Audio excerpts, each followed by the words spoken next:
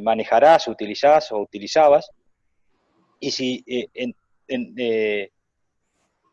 ok.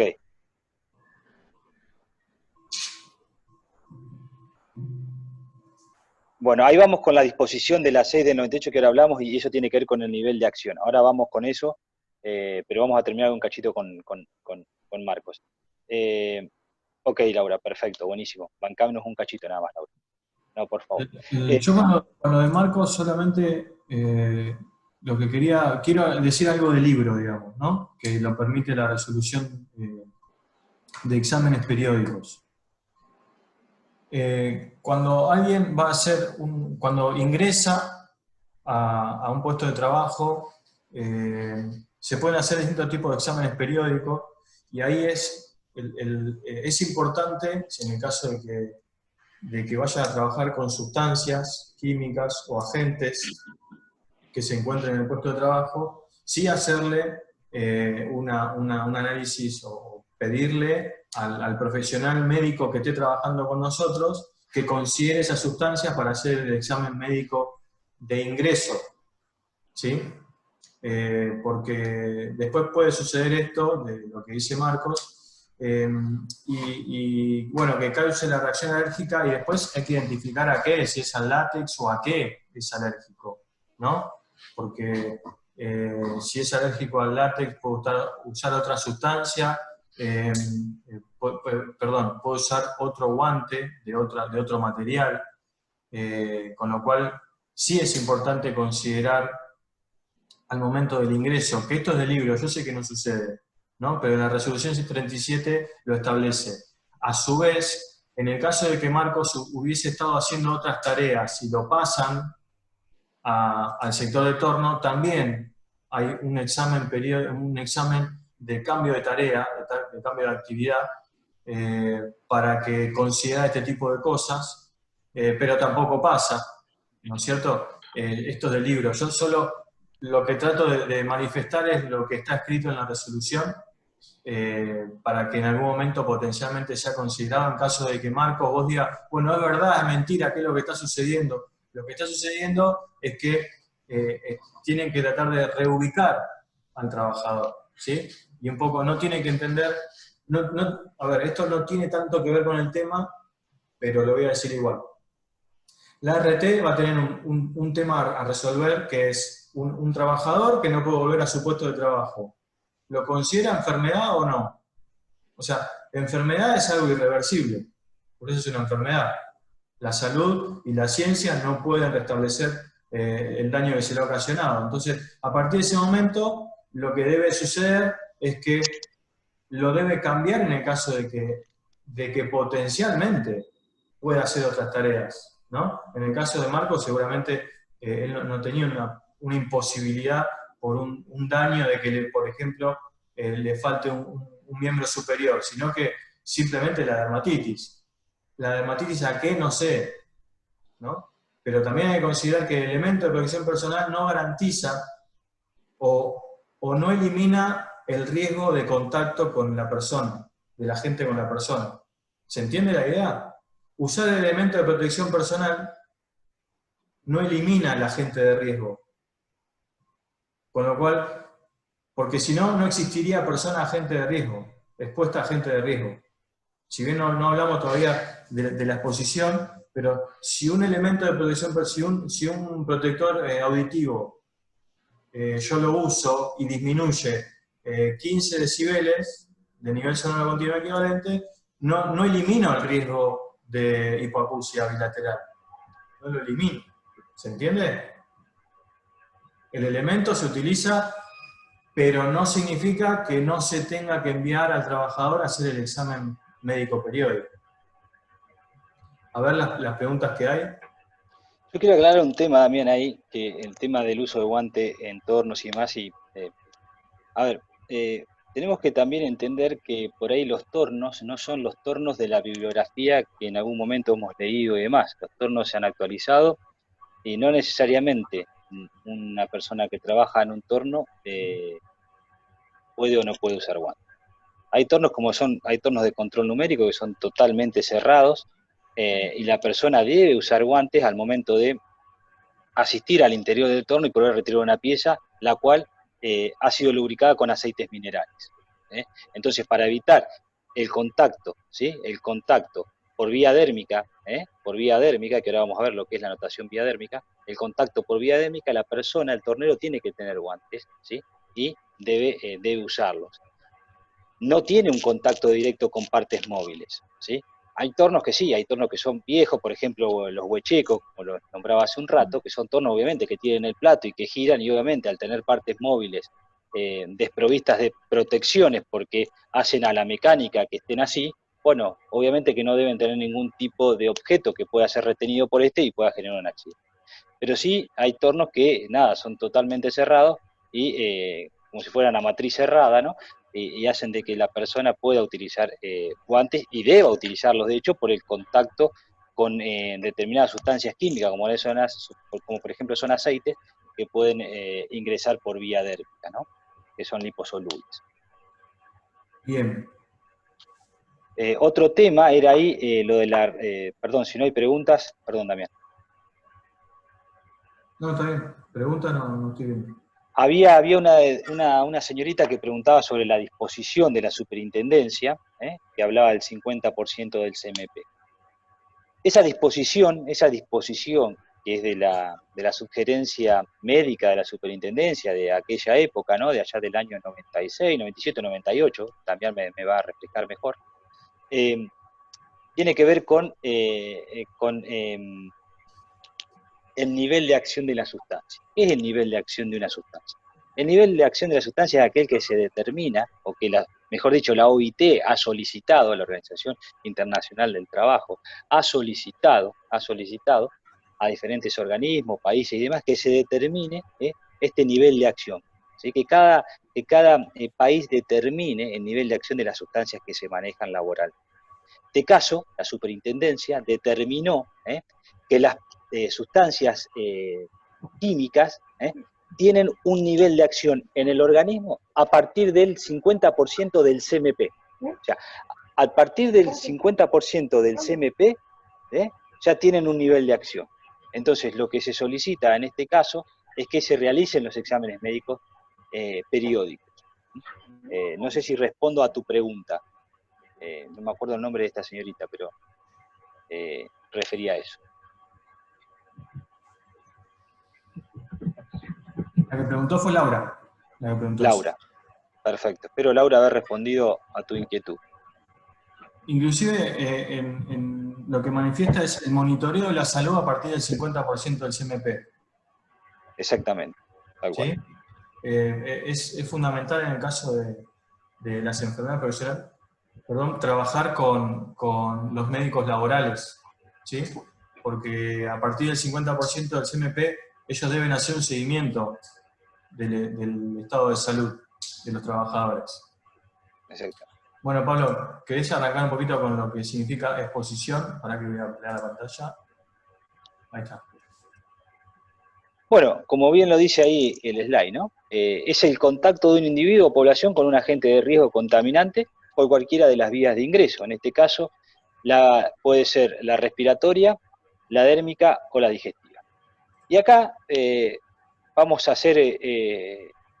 a parar un segundo en lo que es la dérmica. La superintendencia de riesgo de trabajo, ustedes han visto en la parte de químicos, decreto 351 y la 441, su modificación y demás, que hay determinados contaminantes que tienen su concentración máxima permisible, su valor, y al fin de la cuadrícula tiene una connotación, que por ejemplo dice vía dérmica. ¿Qué dice la superintendencia al respecto de esto? Dice que, bueno, aquellas sustancias, ¿sí?, que ingresen por vía respiratoria, pero que tengan el ingreso por vía dérmica, que estén señalados como BD, ¿sí?, se deberá considerar la exposición solo por el hecho de ingresar por vía dérmica.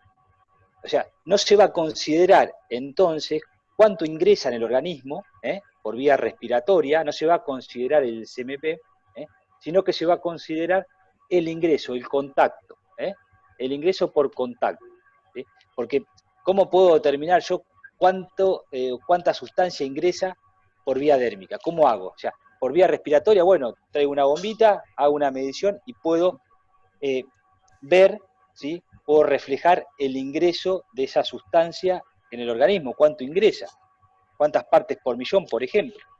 Pero ahora, cuando es por vía dérmica, ¿cómo hago? Entonces, todas estas sustancias que pueden ser liposolubles, por ejemplo, el benceno, imagínense una persona que esté en la fabricación de calzado, que esté cementando una suela, y que pueda tener esa exposición, ese contacto por vía dérmica, ya se la considera expuesta.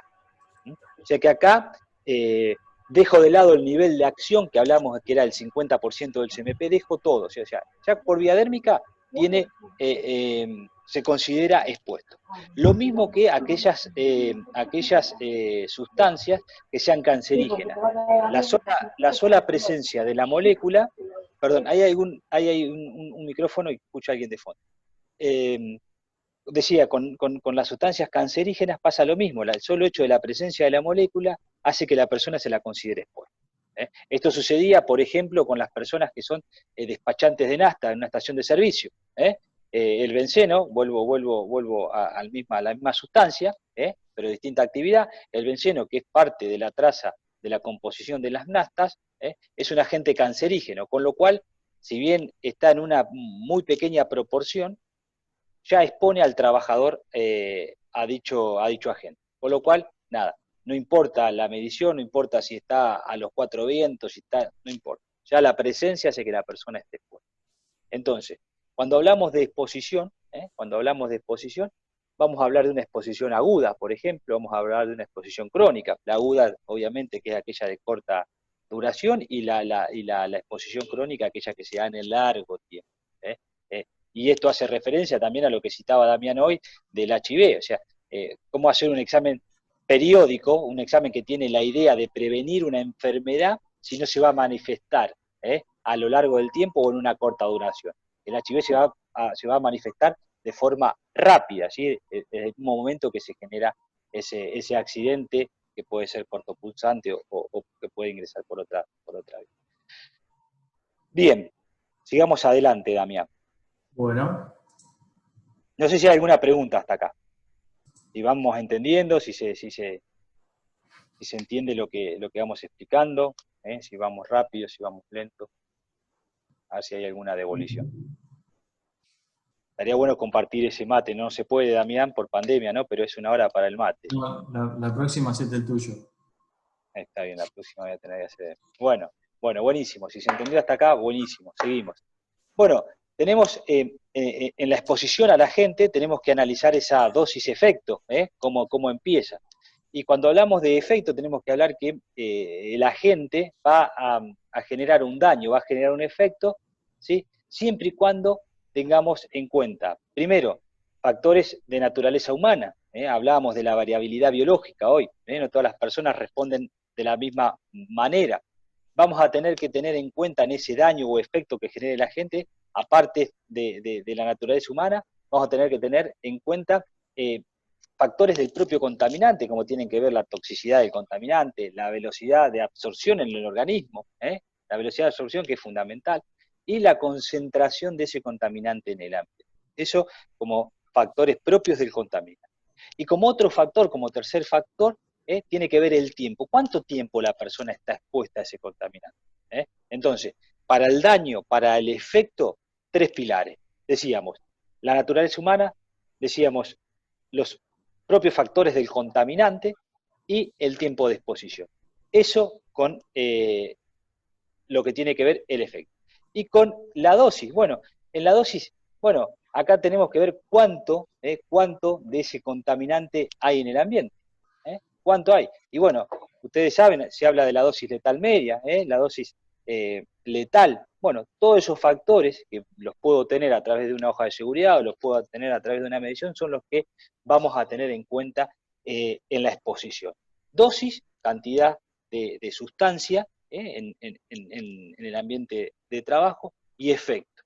Ese efecto que va de estos 3 pilares que les comentaba. Después, en la exposición también tiene que ver el puesto de trabajo. ¿Cómo está diseñado ese puesto de trabajo? ¿Sí? Si ese puesto de trabajo se comparte con otros, si el puesto de trabajo tiene alguna medida de ingeniería implementada, algún sistema de aspiración, renovaciones de aire, cómo está situado ese puesto de trabajo, qué elementos se utilizan, qué materias primas se utilizan, cada cuánto tiempo ese puesto de trabajo, por ejemplo, se higieniza, es otro punto a tener en cuenta cuando uno realiza el CIMAT. También hay que tener en cuenta la anotación dérmica, lo que les mencionaba hoy, ¿sí? Si el contaminante ingresa por vía dérmica, bueno, nada, se cae, en este caso, los valores del CMP, ¿m? Ya lo consideramos. Pablo, También tenemos que, te sí, puedo interrumpir porque claro que sí. no sé si es lo que nos lleva inconscientemente la situación, pero estamos relacionando todo con lo que es sustancias químicas y voy a tratar de llevarlo a otro agente de riesgo, como puede ser un agente de riesgo físico, eh, eh, como puede ser el nuevo decreto de enfermedades profesionales, bueno, ya no tan nuevo, pero de esas enfermedades, porque uno dice, bueno, se reconoce como enfermedad profesional las varices bilaterales, ¿no? Y bueno, en eso de dosis-tiempo, no, para todos los puestos, no, tiene que cumplir ciertas características, tiene que tener, estar parado cierta cantidad de tiempo, no moverse cierta cantidad de metros. Entonces, la dosis y el efecto con el puesto de trabajo, a veces, por más que la persona, en este ejemplo que estoy dando, tenga varices, su puesto de trabajo nos lleva a contraer las varices bilaterales, según lo escrito, ¿sí? Porque hasta antes de ese decreto no se reconocían ni las varices ni las hernias. Tal Después de cual. ese decreto, sí, claro, Matías, bipedestación estática, tal cual. Entonces, tiene que cumplir ciertos parámetros el puesto, no es que cualquier puesto o cualquier persona, perdón, que tenga varices va a reconocerse esa enfermedad profesional. Eso quería hacer como tratar de poner otro ejemplo, Pablo, de químico, porque venimos dando ejemplos químicos y por ahí, si alguno tiene alguna otra sustancia o algún otro, perdón, y yo vuelvo al químico, algún otro agente que no sea químico, que podamos debatirlo, buenísimo también, porque este es como un ciclo que tratamos de proponerle que sea como universal, ¿sí? No es que solamente va a ser para sustancias químicas. Eso, Pablo, te interrumpí para eso. No, no, está perfecto, Damián. Por ahí uno indefectiblemente cae en una sustancia química, ¿no? Pero tal cual, cuando hablamos de los tergohigrométricos, bueno, obviamente están todo lo que es la parte de posiciones forzadas y gesto repetitivo, miembro superior, inferior, con sus protocolos de ergonomía, que serán esos protocolos, deberán ir adjuntados al RAR, como documentación técnica respaldatoria, hablamos de ruido. Bueno, los biológicos también, así que sí, entraría. También hay que analizar, ¿no? En esos agentes de riesgos hay que analizar si la, si la exposición, bueno, no solo no llega al límite, sino es una sobreexposición, bueno, también cómo actuar, ¿eh? Si yo realizo una medición y estoy por sobre los valores, por sobre los valores estipulados por la normativa, en estos valores paraquímicos o, o agentes físicos, o si estoy al límite. ¿Y por qué digo analizar estos niveles de exposición? Porque si yo tengo un nivel de exposición que sobrepasa ese techo, o si llega al límite, bueno, van a ser las medidas o el nivel, las medidas de control o el nivel de acción que voy a implementar, Damián.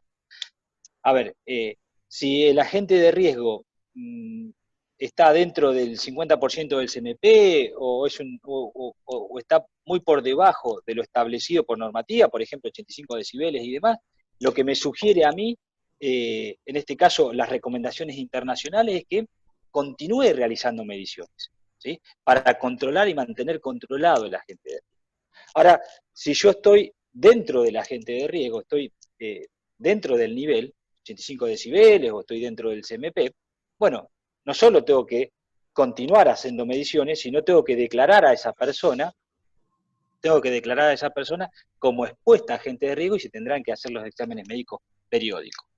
Ahora bien, si estoy por sobre el límite, estoy sobrepasando los niveles de exposición, Damián, y chicos, bueno, acá las medidas de control no solo van a ser las mediciones continuas, periódicas de la gente, no solo también va a ser la declaración de esa persona a un agente de riesgo y que se le realicen los exámenes médicos periódicos, sino también realizar inmediatamente acciones de ingeniería sobre el puesto de trabajo y reubicar a la persona, porque si la persona está sobrepasando los niveles de exposición, y también ahí también tendríamos que analizar el tiempo de exposición, cuánto tiempo estuvo esa persona, 1 mes, 2 meses, 3 años, 4 años, bueno, tendremos que analizar, va a haber que cambiarla después. Entonces, en este círculo de acciones, debemos decir que terminamos con las medidas de control, pero las medidas de control tienen que ver con un análisis de esos valores, ¿sí? Si estoy por debajo del CMP, si estoy al CMP o estoy por encima del CMP. En este caso, para sustancias químicas. Si lo llevo a valores, por ejemplo, de una exposición a ruido, bueno, si estoy por debajo, si estoy justo en 85, bueno, si estoy sobrepasando los 85 decibeles, bueno, son las acciones que debería llevar a cabo. Y todas estas acciones, como siempre decimos, Damián, tienen que estar reflejadas en un documento. Ese documento es lo que a mí me va a amparar, lo que a mí me va a dejar tranquilo y lo que va a hacer también descansar en tranquilidad a la empresa de que ante cualquier litigio o presencia de una patología en un trabajador, ¿sí?, la empresa va a poder demostrar las acciones que se han llevado a cabo en materia de higiene y seguridad. Y si esto lo relacionamos con la responsabilidad civil y penal, que en ese momento, charlas atrás habían hablado, en este caso los abogados, se me fueron los nombres, Damián, recordame los abogados, Sebastián y Celeste. Malnero, exactamente, Sebastián Malnero y Celeste Carballo, que nos habían hablado de las responsabilidades civiles y penales. Bueno, nada, debemos decir que si no tenemos esa documentación y tenemos una patología y el Código Penal decía que aquel que pone en riesgo la vida, bueno, tiene sus sanciones. Bueno, en este caso, en una exposición, en una declaración de agente de riesgo, en un RAT, que es una declaración jurada que uno realice, que la tiene que firmar el profesional de higiene y seguridad, el médico de planta o el médico del trabajo, en este caso de medicina del trabajo de la empresa, más el empleado, bueno, esas 3 personas dan juramento en esa declaración que hay una exposición. Entonces toman conciencia, toman conocimiento que esas personas están expuestas a un agente de riesgo. Entonces la pregunta va a ser, bueno, ya que nos declararon que están expuestos a agente de riesgo, ¿qué acciones realizan? ¿Cuáles son las medidas preventivas que se toman? Bueno, por eso justamente adjuntar documentación técnica que respalde esas mediciones, que respalde esas exposiciones. Y así yo voy a estar tranquilo de que realicé acciones para evitar o por lo menos detectar esas enfermedades. Bien. Rodrigo, tenemos una pregunta de Rodrigo que es un conjunto de varios agentes, pregunta, gases nocivos, ruidos y vibraciones. Lo que voy a decir, no sé si es lo que querés preguntar, Rodrigo, pero bueno, cada uno irá por su andanivel, ¿no?, de agente de riesgo químico y físico, y será evaluado. Entiendo que lo hace referencia a un mismo puesto, todos esos agentes de riesgo juntos, ¿no es cierto? O sea, un trabajador, todos esos agentes. A ver. Claro. Bien. Hay Tal empresas... cual, puede... Sí. Perdón. Sí, decile con él.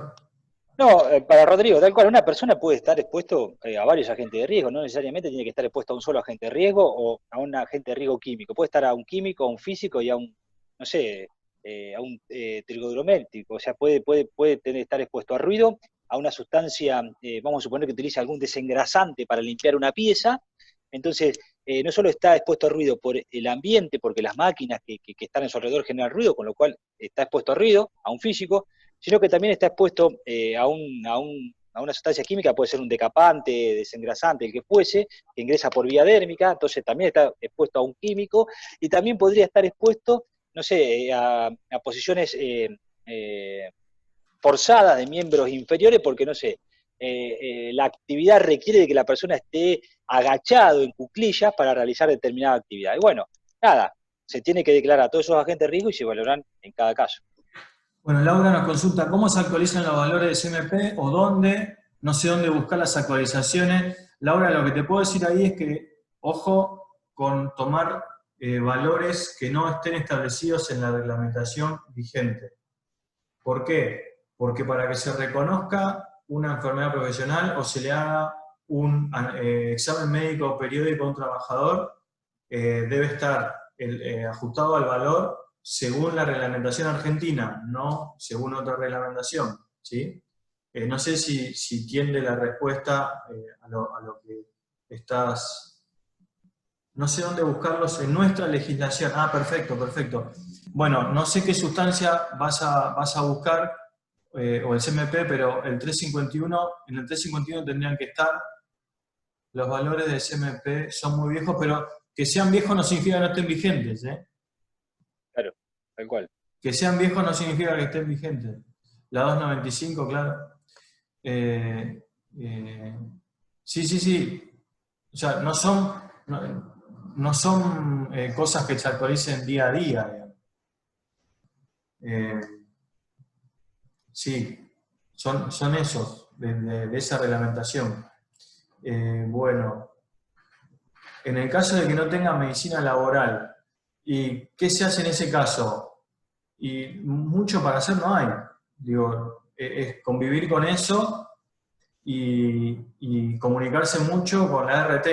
¿Sí? Yo sí te puedo decir algo, es comunicarte mucho con el centro de exámenes periódicos, el sector de exámenes periódicos de la RT, eh, para que sea de apoyo, digamos, o el sector de prevención de la RT, para que te sirva de apoyo en cuanto a cómo manejarte, porque cada RT va a ser un mundo también, ¿viste?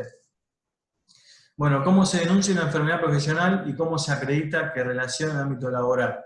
Bueno, se denuncia igual que un accidente de trabajo. La diferencia es que es la primera manifestación invalidante, se la denomina. O sea, una enfermedad profesional no es de un momento, es decir, ¡pac!, ocurrió acá como el accidente. Se determina como la primera manifestación invalidante que el trabajador no puede seguir trabajando o no puede ir a trabajar. Entonces, a partir de ese momento es que se conoce la enfermedad. ¿Y cómo se acredita que se relaciona al ámbito laboral? Mediante las evaluaciones de puesto de trabajo. Lo que tendría que decir ahí es que si vos te sorprendés con eso, es o que sos nuevo en el servicio o que no evaluaste el riesgo. ¿Sí? ¿Cómo se acredita que sea relación con el ámbito laboral? La RT va a ir a verificar el puesto de trabajo, como dijo Pablo recién, a verificar las condiciones y medio ambiente de trabajo, y te va a pedir ahí las mediciones, el análisis de puesto, la entrega de PP, las capacitaciones, y va a armar un combo para tratar de decir si tiene relación lo que denuncia con la enfermedad, con el puesto, perdón. La enfermedad que denuncia, si tiene relación con el puesto. Bien, no sé si hemos respondido todo lo que han preguntado, porque han preguntado bastante, han interactuado bastante también. Eso es bueno. Ahí se ayudaban las respuestas, 351 y 295 son iguales, bien, bien, dicen lo mismo, total sí, dicen lo mismo. Dicen lo mismo. En Eh, cuanto, en cuanto a, mientras buscas alguna pregunta, Damián, decir que bueno, que en el 2014 se actualizó, la superintendencia actualizó la forma de declarar las denuncias, no solo de accidentes de trabajo, sino de enfermedades profesionales. Y después también citar de que es fundamental, porque así también la resolución 905 lo solicita así, pero es fundamental que del RAR, de la declaración de agentes de riesgo, que del RAR, eh, nosotros como profesionales armemos el plan anual de capacitación. O sea, no solo las capacitaciones tienen que estar armadas por lo que dice la 905, sino que el RAR, ¿sí?, me tiene que dar a mí letra para poder armar un plan de capacitación. ¿Sí? ¿Por qué? Porque también es una pata preventiva la capacitación. Entonces, yo no puedo no haber capacitado, no puedo no haber capacitado a una persona que haya estado expuesto, por ejemplo, a algún tipo de sustancia química. no puedo no haber capacitado a una persona que yo la haya declarado en el RAR que está expuesta, no sé, a un tipo de agente ergonómico y yo no tenga ningún tipo de capacitación o un procedimiento armado sobre ese tema. Yo recuerdo mucho de haber visitado empresas en su momento cuando era preventor y después cuando estuvimos como jefe y bueno y gerente en ART, de recibir también, ¿no? RAR y pedir documentación técnica respaldatoria, y dentro de la documentación técnica respaldatoria te mandaban una medición nada más y no había normas, no había procedimientos, no había entrega de elementos de protección personal. Entonces, ojo porque nos expone, nos expone. Sí, Hay que también tener para cuidado aquellos con eso. que no sepan, cuando uno declara un relevamiento de agente de riesgo a una RT y no tiene documentación técnica respaldatoria, es informado a la superintendencia, es denunciado. ¿Sí?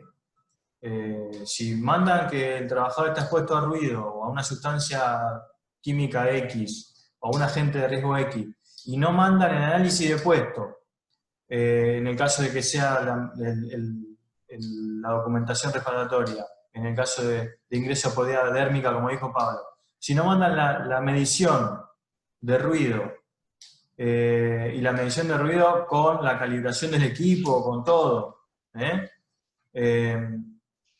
y si no mandan eso, se le denuncia automáticamente a la Superintendencia de Riesgo de Trabajo. A mozo se le declara varices y va a depender de la bipedestación que tenga, los metros que recorra, porque la reglamentación es clara en cuanto a los requisitos que debe cumplir para que se le cumpla, se le pague la enfermedad. Y algo particular es que debe ser bilateral. ¿Sí? Perdón la pregunta, capaz me da, pero ¿quién es el responsable de realizar la denuncia ante una enfermedad o accidente? El empleador. El empleador es el responsable de realizar la denuncia de enfermedad o accidente. Volviendo a lo de Laura, Laura se entiende, de nada, se entiende que va a depender, por ejemplo, de la cantidad de mesas que atienda ese mozo, la cantidad de metros que haya desde la cocina a las mesas, la cantidad de kilómetros que recorra, y digo kilómetros porque habla inclusive de distancia, y si yo voy a evaluar el puesto por día, por semana o por mes, va a ser considerado si aplica o no al decreto. ¿Sí? Inclusive el decreto decía que en ese momento que había salido, con antigüedad, ahora que estoy recordando, con antigüedad no menor a 3 años en el puesto de trabajo. Es una de las condiciones y características que tienen también. Y al igual que la hernia inguinal, que decía que el trabajador debe empujar, trasladar, mover objetos pesados, que después se especifica qué es un objeto pesado, porque tampoco decía, bueno, qué es pesado para mí, qué es pesado para otro. Bien. Bueno, nos quedan 4 minutos.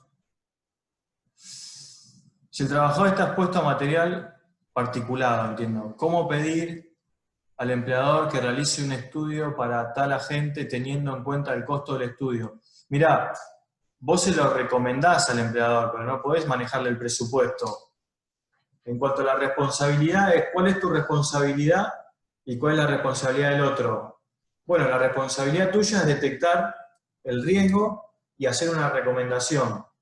¿Sí? Ahora, si el empleador no quiere hacer el estudio, es responsabilidad del empleador, no tuya. Siempre y cuando lo dejes en claro en el análisis de puesto y en las recomendaciones al empleador que debe hacer un examen, una medición de material particulado en el ambiente de trabajo. ¿Sí? Bueno, es que es el huevo o la gallina. ¿Lo vas a declarar por qué? Porque vos imaginás que está expuesto. ¿No? No tenés la certeza de que esté expuesto o la dosis que esté recibiendo. ¿No? Las denuncias se pueden hacer según la empresa. Puede ser que sea selectivo de parte de la RT, no sé, no me animo a contestar eso. Evaluar, sugerir el estudio y dejar asentado para salvaguardarnos. Evaluar, sugerir, no, recomendar. ¿Sí? Somos asesores. Yo no sugiero, yo recomiendo. Si bien hay una sutileza, ¿no? Pero en caso del RAR es, mirá, ¿por qué lo vas a considerar expuesto? Porque te parece que la sustancia, al no tener una medición preventivamente, o decir, el material particulado existe, ¿no? Entonces, El si tema, existe, perdón, Damián, sí. perdón que interrumpa, Damián. El tema es que, a ver, siempre tengan en claro que es una declaración jurada y tiene ese peso como tal. Y a estar rubricada, firmada por un responsable de higiene y seguridad, un médico laboral y el empleador, bueno, esas tres personas se hacen cargo de lo que declaran. Ahora bien, hay que tener cuidado con lo que uno declara, porque si yo declaro a una persona que está puesta a un agente de riesgo, pero no tengo esa determinación como tal, no tengo una medición de particulado, por ejemplo, no tengo una medición de un contaminante químico. Yo sé que lo utilizan, pero no sé cuánto hay. Y lo declaro. El tema es que si la persona, ¿sí?, con el tiempo manifiesta la patología, ¿eh? Eh, esa empresa, ese responsable de higiene y seguridad, se van a tener que hacer cargo de esa patología, ¿sí? De qué hicieron para prevenir esa patología. Ahora bien, vamos a suponer que esa persona, si bien estaba el agente de riesgo presente, pero no había determinada dosis que genere una exposición, pero sí realizaba un trabajo de forma externa. Y esa patología se la agarró en otro lugar. ¿Yo me voy a hacer cargo de una patología que la persona se agarró en otro lugar? No. Entonces yo tengo que declarar lo que sea ciencia cierta, ¿sí?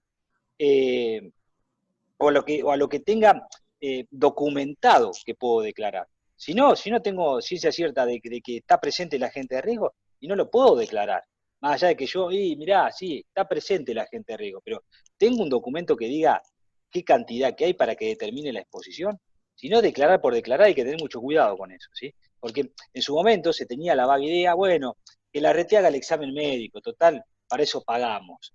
Sí, pero vos estás declarando, estás haciendo una declaración jurada y te estás haciendo cargo de que esos agentes están en tu empresa. Y si no están, no están en la cantidad para generar una enfermedad. Por ahí sí está, el agente puede estar presente, pero la exposición no es tal, con lo cual no puede generar una enfermedad profesional. Pero si la persona realiza actividades en otra empresa o realiza tareas por su cuenta y se agarra de una enfermedad, sí, después te la puede aducir a vos. Y vos te vas a hacer cargo de eso. Perdón, Pablo, queda un minuto. Nos volvemos a conectar, Perdón, perdón. respondemos algunas preguntas más para Laura. Nos volvemos a conectar para responder algunas preguntas más. Que queda ahí Facundo, volver a preguntar después, ahora cuando volvemos.